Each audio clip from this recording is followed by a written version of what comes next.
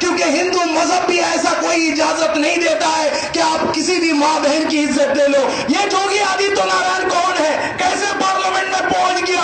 Parliament में खड़ा होकर ऐसा बात क्यों कर रहा है? ये तो हिंदुस्तान का तहजीब नहीं है। कसूरवार हम लोग हैं, हिंदुस्तानी जो लोग हैं, हम हिंदू मुसलमान सिख ईसाई अपनी इत्तेहाद को कायम नहीं कर सके तो इन शैतानों का राज हो गया। 2014 में जो हादसा हुआ, आप सोचो कितना भयंकर हादसा है। लेकिन ये बीजेपी का हुकूमत होने के बावजूद, ये आरएसएस का हुकूमत होने के बावजूद हम मायूस नहीं है, हम मायूस नहीं है।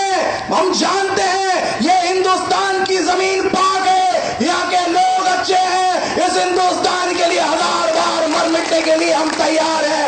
ये मुल्क हिंदुस्तान के दलालों के हाथ में चला गया, वहां से हिंदुस्तान को बचाना ये मकसद है। सिर्फ मुसलमानों का मसला नहीं है, पूरा हिंदुस्तान की हिफाजत करना है। ये क्रिश्चियन को भी मारने की बात करते हैं। क्रिश्चियन में तो कौन कौन आते? सारे आदिवासी दलित नॉर्थ ईस्ट के जितने भाई है उसमें मेजोरिटी क्रिश्चियन मिलता है। तो घुमा फिरा के तो आप सारे लोगों की खाने की बात करते हो। ये हुआ कैसे आपको बताओ।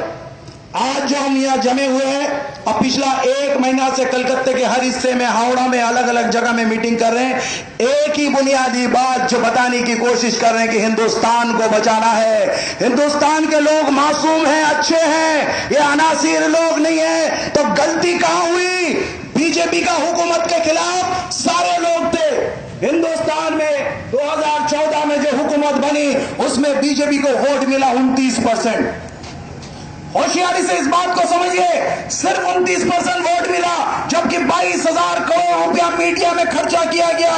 उसको कैपिटलिस्ट इंडस्ट्रियलिस्ट पैसा दिया, इजराइल अमेरिका का बैकिंग था। सारे पैसा लगा के हर चैनल, बांग्ला, उर्दू, मराठी, गुजराती, तमिलम, भोजपुरी, जितना भी लैंग्वेज है, हर टीवी में एक ही प्रचार चला के मोदी आ रहा, आपकी बार मोदी सरकार।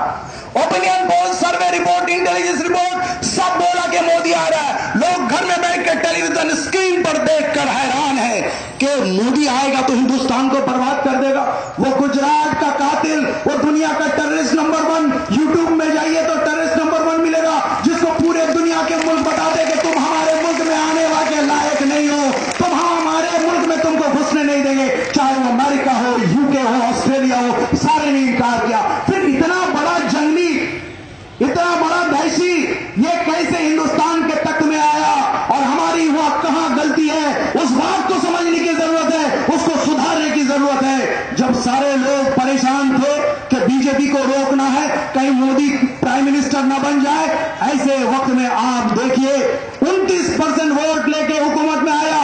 तो इस मुल्क में आवाम जब चाहती थी कि बीजेपी को रोका जाए, तो सो कॉल्ड जितने सेकुलर पार्टी है, चाहे वो पहला नंबर कांग्रेस हो, चाहे सीपीएम हो, चाहे तृणमूल हो, आरएसपी फॉरवर्ड ब्लॉक हो, समाज पार्टी हो, बीएसपी पार्टी हो, डीएमके, एआईडीएमके हो, जितनी भी पार्टी है, ये बोलती है अपने आप को सेकुलर पार्टी। इनको चाहिए था ना कि भाई हम एकजुट होकर बीजेपी को हराएं, क्योंकि सारे लोगों का बोलना है कि बीजेपी सांप्रदायिक पार्टी है, बीजेपी को कोई वास्ता नहीं है, तो आपको बीजेपी को रोकना चाहिए था। लेकिन आपने क्या किया? कांग्रेस महाराष्ट्र में एनसीपी से साथ अपना जोड़ को तोड़ लिया, हरियाणा में जोड़ था उसको तोड़ा, इसने रामविलास पासवान के साथ जोड़ तोड़ा, इसके साथ सहयोग में यूपीए 2 में सपोर्ट में था मुलायम सिंह और मायावती, उनके साथ भी गठजोड़ नहीं किया। ममता बनर्जी से जोड़ तो पहले ही टूट चुका था, ममता बनर्जी अलग हो गई। तो आप बताइए, सारे लोग अलग अलग लड़े, ये सारे सेकुलर पार्टी जो अपने आप को बोलते हैं अलग अलग लड़े, और 29% वोट बीजेपी को मिलता है, तो 71% वोट मिलता है नॉन बीजेपी पार्टी को। इसका मतलब 71% लोग बीजेपी को पसंद नहीं करते, वो मुसलमान के दुश्मन नहीं है, वो मस्जिदों को तोड़ना नहीं चाहते हैं, वो बच्चों को कत्ल करना नहीं चाहते, वो थोड़ा इज्जत का जिंदगी चाहते हैं। लेकिन क्या हुआ कि 71% वोट बीजेपी के खिलाफ गया और बीजेपी सारे सीट में जीता, 282 की जगह 272 की जगह 282 सीट जीत लिया। ये सारे तमाम वोट हमारे 71% वोट को तोड़े। अलग अलग पार्टी एक ही सीट में खड़ा होकर 10-10 हिस्से में 71% वोट को तोड़े, और तोड़ के हमारी वोट को ये बंटवारा कर दिए और करके हमको नाकाम किए। यूपी में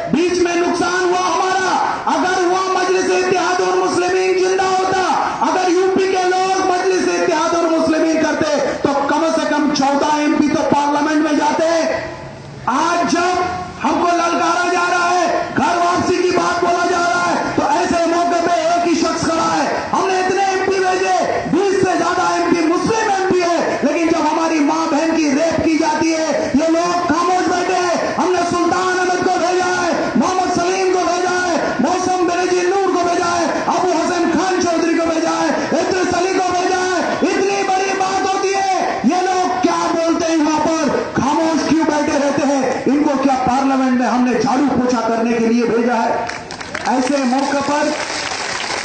मौके पर एक इंसान खड़ा होता है, 6 फुट 2 इंच कद का इंसान, लिबास शेरवानी का है, सर पे सुन्नत की टोपी, चेहरे पे दाढ़ी, और खड़ा होकर बोलते हैं कि घर वापसी नहीं होगी, घर वापसी नहीं होगी। मैं कुरान पे ईमान रखता हूं और अल्लाह के सिवा किसी के सामने यह सर झुकेगा नहीं। आप बताओ,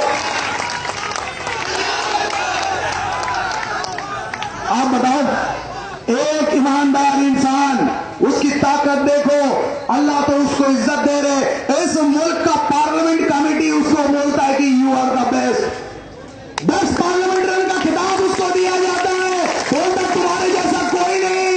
और हम बोलते हैं कि पूरी हिंदुस्तान में ऐसा कोई नहीं है, हिंदुस्तान के तारीख में आज तक इतना बड़ा लीडर पैदा नहीं हुआ है जो ईमानदार है, मुत्तकी है, हिम्मत वाला है, बोलने वाला है, पढ़ा लिखा है, बेजोड़ बादशाह है। मैं कहता हूं मेरे शहंशाह, तुम बंगाल आ जाओ, हम तुम्हारे इस्तेमाल के लिए तैयार हैं, हम पूरी तरह से मुत्तहिद हैं, तुम्हारे लिए जान निछावर है, तुम आ जाओ, तुम हमारे दिलों में राज करोगे मेरे बादशाह। हम बताते हैं पूरे हिंदुस्तान में सिर्फ मुसलमानों की बात नहीं, दलित समुदाय के लोग, आदिवासी समुदाय के लोग, वो भी बोल रहे हैं कि ये दाढ़ी वाला खूबसूरत लगता है, इसी पे भरोसा करने का जी चाहता है, हम इसी के साथ चलेंगे। महाराष्ट्र के, आंध्र के, तमिलनाडु के दलित लोग अब दलित पार्टी के बजाय असदुद्दीन अवैसी की पार्टी करना पसंद कर रहे हैं। सिर्फ पार्टी पसंद नहीं कर रहे हैं, इलेक्शन फाइट कर रहे हैं और जीत रहे हैं। पूरा हिंदुस्तान का जितनी पार्टी है, जितना लीडर है, आवाम का भरोसा खो चुका है। अब सारे लोगों का उम्मीद नजर टिका हुआ है सिर्फ असदुद्दीन अवैसी पे। इंशाअल्लाह ताला हम लोग मैदान में उतरे हैं तो बंगाल के सरजमीन में असदुद्दीन अवैसी का नाम और हरा परचम हम लोग जमाएंगे। लेकिन बंगाल बड़ा भूखा है, बंगाल बड़ा प्यासा है, बड़ा सताया हुआ है।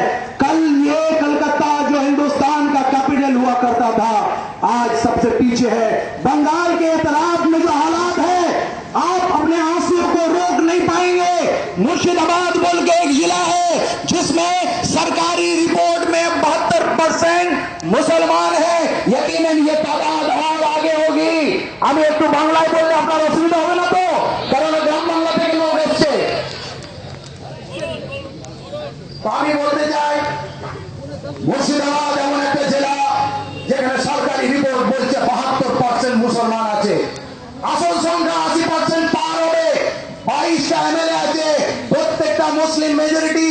কি দুর্ভাগ্য দেখুন, স্বাধীনতার পর মুর্শিদাবাদ যেটা পশ্চিম বাংলাটা পূর্ব ভারতের পুরো রাজধানী ছিল, সিরাজদৌল্লার রাজধানী ছিল, ক্লাইভ লয়েড যেদিনে 82 প্রাক্তনে জিতে লালবাগে ঢুকছিলেন, সেই দিনে তার জীবনীতে ক্লাইভ লয়েড লিখছিলেন এই লালবাগ লন্ডনের থেকে উন্নত, এত উন্নত, সেই লন্ডনের থেকে উন্নত সেই মুর্শিদাবাদ জেলা পশ্চিম বাংলা না, ভারতবর্ষের সব থেকে পিছিয়ে পড়া জেলার তালিকা সব থেকে নিচে আছে।